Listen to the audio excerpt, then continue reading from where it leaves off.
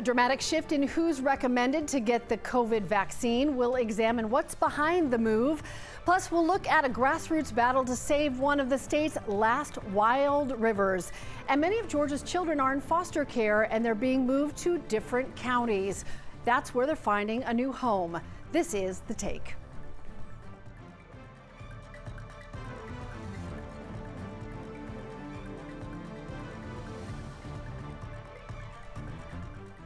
This is The Take. I'm Cheryl Preheim in for Chesley McNeil. Right now we go behind the headlines and look at why and how stories are impacting your community. Experts will share what they know and we'll have a little fun too. In a major shift in public health policy, U.S. Health Secretary Robert F. Kennedy Jr. announced that the removal of the COVID-19 vaccine from the recommended list for healthy children and pregnant women is happening. This came in a brief video posted yesterday to social media, notably without any officials from the Atlanta-based CDC present. A CDC advisory panel is still set to meet next month to talk about fall vaccination recommendations, potentially focusing on high-risk groups. Secretary Kennedy, long a vocal skeptic of vaccines before taking office, says the decision was based on a lack of data supporting routine boosters for these groups. Last year, the Biden administration urged healthy children to get yet another COVID shot despite the lack of any clinical data to support the repeat booster strategy in children. That ends today. It's common sense and it's good science. There's no evidence healthy kids need it today, and most countries have stopped recommending it for children. Here now with more on this, Dr. Jod Guest, the Senior Vice Chair in the Department of Epidemiology at Emory University's Rollins School of Public Health. Welcome and thanks for your perspective on this. Absolutely. Good morning. Thank you for having me. Let's start with your reaction to Secretary Kennedy's decision, and how does this align or not with the current scientific consensus? Well, I think this was a surprising announcement, and it was surprising for a couple reasons. One being the way it was announced. This really goes outside of our normal policy and the way we talk about science. And my other reaction is the science has not changed. And so we still know we need these vaccines. So what does that latest clinical data show us about the safety and the efficacy of COVID-19 vaccines for pregnant women and young children in the group where these requirements or suggestions are changing? Well, the science is very strong. We have 5 years worth of data to show the safety of these vaccines. And it's important to recognize that any time a vaccine is used, the number one thing we study is safety. We study that before we even study how well it works to prevent infections and hospitalizations. So we know these vaccines are very, very safe, and we know the signals for when there are concerns about them. And so lots of data show us that these vaccines continue to be safe and are very necessary. A lot of conversation about the safety of vaccines, but what about the safety for people if they don't get the shot? Lay out any potential public health risks in removing these groups from the vaccine guidance. Pregnant people are at very high risk for severe complications of COVID-19 if they get sick while they're pregnant. Mm-hmm. They have about a 70% increased risk of severe complications. That is very significant. And so removing that group in particular from recommendations for COVID-19 puts them at an increased risk for hospitalization, ICU admissions, and puts their babies at risk. How do you think that the policy change here will impact maybe overall vaccine confidence and that uptake across, the country in terms of other immunization efforts, especially in communities with existing hesitancy when it comes to vaccines overall? Policy rollouts like this, changes like this that come outside of our normal process and do not include experts and their opinions on this really make the entire conversation about vaccines messy. And they're already pretty messy in the United States to start with. We know vaccine rates are dropping. They're dropping here in Georgia faster than they are in some other states. But this will continue to compound the problem we have with vaccine understanding and will increase the confusion. Is part of the challenge the information that's out there? I mean, if you go online, you see all kinds of theories. There's a lot of conversation online that's just based on a lot of, thought or feeling. Is it increasingly difficult for the scientific community to get information out there and have it be received, do you feel, by the public? I think so. COVID-19 was a very politicized pandemic, and the vaccines became very politicized, and that has had an effect on all other kinds of vaccines, particularly for children. And so we are still reeling from that. That is why we have a measles outbreak in the United States, dropping vaccination rates. So changes like this that come, again, outside of our normal policy and process really are going to compound that already existing problem. All right, so this conversation is one that will continue in terms of confidence. If you can tell us what role that you think epidemiologists like you and academic institutions should play when announcements like this are made. Well, I think, a bunch of us have been studying this for 5 years and have been watching. And one of the things that we can do is help synthesize new guidance that comes out and also raise questions when guidance comes out that seems to contradict scientific evidence. And so that's one of the things we're trying to do right now. There is no evidence to show that we should take these recommendations away from these kids. But I do want to be clear, we're always looking at that. We're always trying to make sure we're following the best evidence. And when we know changes should happen, we want to be talking about that. I've heard people say, oh, COVID's still a thing, but then I have friends that work in hospitals that say, oh yeah, we see it all the time. Is that your message? COVID is still around us, and that's something for each person to take into consideration when they make their personal choice? Yeah, COVID is still here. We have hundreds of people in the United States who die every single week still from COVID-19. That is deaths from COVID-19 every single week. And, those numbers are thankfully very reduced from what they were at the height of the pandemic. But that is still way too many people who are dying every single week when we can prevent it with vaccines. We need to remember, even if you're not personally at high risk, you probably know and love someone who is and are around them. And so it's about our personal risk and our personal health, but it's also about our community health and those we love. It's a good point, thinking about the people around us. So before we go, just a refresher course on who you put in that high-risk category. So people who are over the age of 65 are at high risk for severe complications. People who are infants are at high risk for complications. People who are pregnant are at high risk. And then those who have other underlying health conditions. So that is a large sector of the United States and across the world who are in our higher risk groups.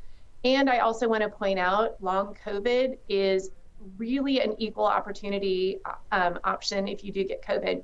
We cannot yet predict who is most likely to get long COVID. So all of us are at risk for that. All right, Dr. Guest, thanks for the time. We really appreciate it. Absolutely. Thank you for having me. All right, stay with us. The Take, we'll be right back. As President Donald Trump ratchets up attacks on Harvard University, students, faculty, and alumni say they are set to fight back. This as the Trump administration pauses the process for international students to get a visa and moves to end all federal funding ties to the school. Joining us now, NBC Washington correspondent Alice Barr. Alice, how likely is it that Harvard and other major universities could successfully challenge these funding cuts in court? So they have a number of legal arguments that they've been relying on. One of them is arguing that the Trump administration cannot rely on Title IX, saying that Harvard is allowing violations to civil rights, because this kind of is all framed around the Trump administration saying that Harvard is tolerating anti-Semitism on campus, and that is thereby violating the civil rights of Jewish students on campus to live safely and freely. Now, Title IX, however, says that before the government can cut funding to a university for violating anti-discrimination provisions, that there has to be a hearing before an independent decision maker, a judge, that would decide whether the statute was actually violated. And because that hasn't happened, the argument is that Title IX can't be relied on to make this argument. And then there's freedom of speech, which the Harvard University and other universities have been pointing to say that the Trump administration can't just slash funding as it's been doing. Alice, are we seeing any internal dissent within the Trump administration or maybe among congressional Republicans about the scope of the legality of cutting off all federal ties to an institution like Harvard? Yeah, at this point, this is, I think, something where there's pretty good consensus among Republicans. There's a lot. It's been something that's been widely discussed. There's been a lot of concern about anti-Semitism on not just Harvard, but a number of high-profile university campuses. This is something we've heard from Republicans all over Capitol Hill. It's something that, we saw in a number of hearings on Capitol Hill. We saw previous university presidents, high-standing university presidents who've been ousted over this question of anti-Semitism on campuses. And it comes back to the protests that there have been on a number of well-known university campuses around, of course, the war in Gaza, and the way that the campus culture has played out in that amount of time. And there's been a lot of Republicans arguing that universities have not been doing enough to make sure that Jewish students are feeling safe as those protests have been ongoing about the war in Gaza. Alice, Harvard really the center of the storm here at this point, but a much bigger issue because of the precedent that could be set. What ripple effects are we seeing, or could we expect to see at other academic institutions? Yeah, there already have been similar challenges at a number of institutions. Columbia University has had a lot of blowback, and there's been some internal displeasure on that campus with the way that some of the administration there has handled all of that. Some of the students have been protesting. Harvard has certainly done the most to kind of stake out its claim that it's not going to kind of go with what the Trump administration is asking for. It's refused to comply with things like allowing the Trump administration to look at its hiring practices for its faculty, to look at how it brings students, how it accepts students. And we heard from the president, Harvard University president, that he believes that all of this has been retaliation to Harvard refusing to let go of its academic independence. I think that says a lot right there, that certainly he and Harvard believe that they are holding a line, that they want to, in this context, maintain their academic independence. But we've seen it at law firms. We've seen it at a lot of number of different kind of institutions where there's this fight between the Trump administration wanting certain things and then these high-profile institutions having to decide where they draw the line and what they're willing to compromise on. All right, really just the beginning in so many ways. Alice Barr, thank you so much for the perspective from Washington. 11Alive is working to get you answers about a possible wastewater facility some fear could threaten one of Georgia's most pristine rivers. It's not only sparking worry in Franklin Springs, it's also got 5 other communities along the Broad River very concerned. Caitlin Ross joining us now with more on what's really in store for the river. So Caitlin, I'm curious about how this all started. Cheryl, people in Franklin Springs didn't feel like they were getting a straight answer because they found out about this proposed development through an open records request, not from the mayor or any elected official.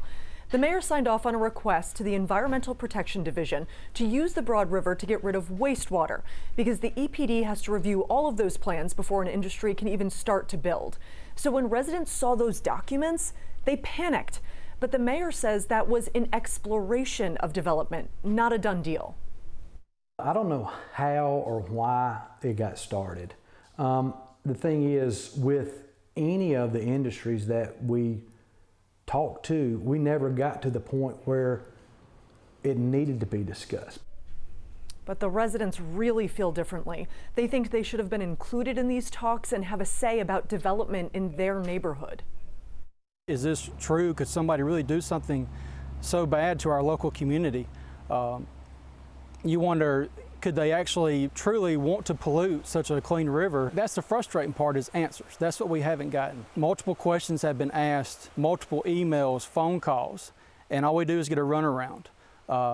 There's a lot of tension. People are worried for their homes. They're worried for their local communities.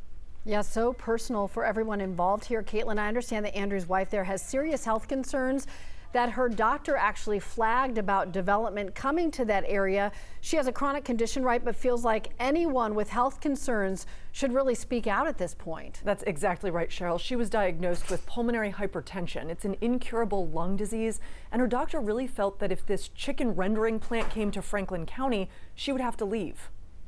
I had talked to my pulmonologist, and I was told that if a rendering plant and or processing plant were to come to this area, that I would have to move and relocate just due to health reasons and my lung issue. So it's very it's very alarming to me, and so it's very personal to me. Whenever something's going to affect your wife, it's personal.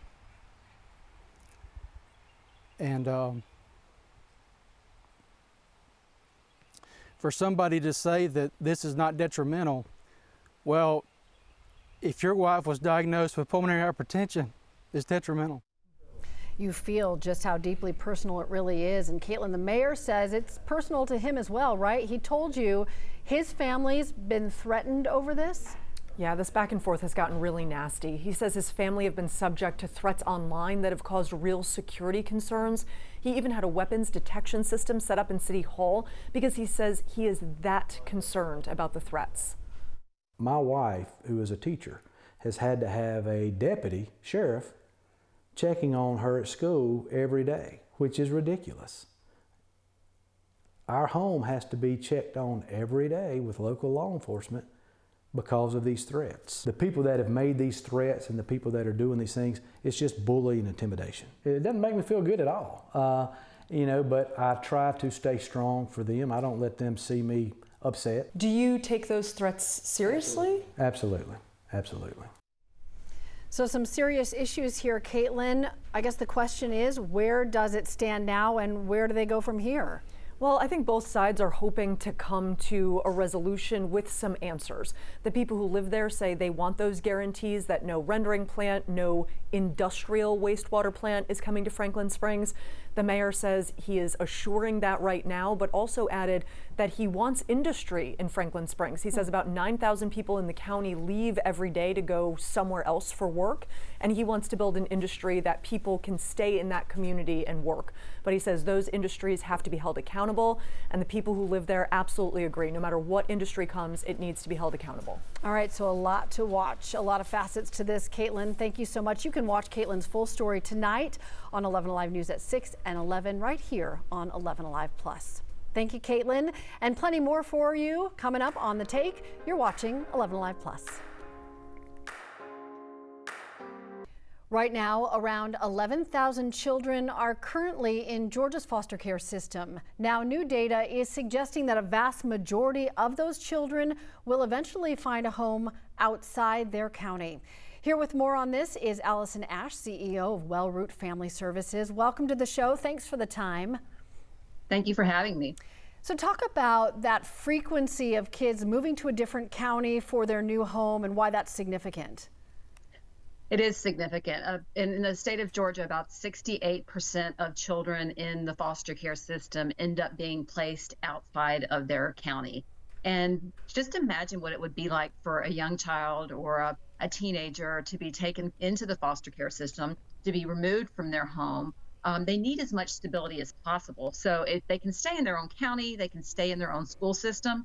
But when that 68% that has to go to another county, they lose all their attachment. They lose not only being in their home with their parents, but they lose their community, their school community, their extracurricular activities. So we really need to keep kids in the county that they are from.